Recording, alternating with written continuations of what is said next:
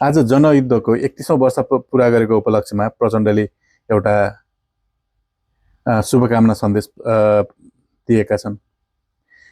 17,000 जना शहीद भएर ल्याएको गणतन्त्र, 17,000 जना शहीद भएर आएको माओवादी आज 31औं वर्ष पुरा गर्दाखेरि माओवादी नै रहेन।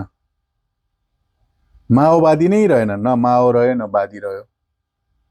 केवल रहे त ती ठुला ठाला नेता जसले सोझा साझा जनताको काँधमा बन्दुक राखेर उनीहरूलाई शहीद बनाएर आफ्नो र आफ्ना परिवारको बाटो सेके, भलो सेके। हेर्नुस् त आज उनीहरू कहाँ छन् र ती शहीदका परिवारहरू कहाँ छन्? सोचौं त।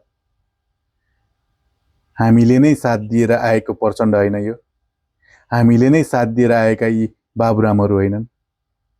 हेर्नुस् आज उनीहरू कहाँ छन् र ती शहीद, ती जसले साथ दिएर आएका छन् उनीहरू कहाँ छन्? 31औं वर्षमा पुग्दाखेरि आफ्नो मतलबको लागि पार्टी परिवर्तन गर्दै, यो पार्टीबाट ऊ पार्टीमा जाँदै देशको लागि कहिल्यै सोचेनन्, शहीदको लागि कहिल्यै सोचेनन्। हेर्नुस् त शहीदको रगत त्यत्तिकै खेर गएको छ।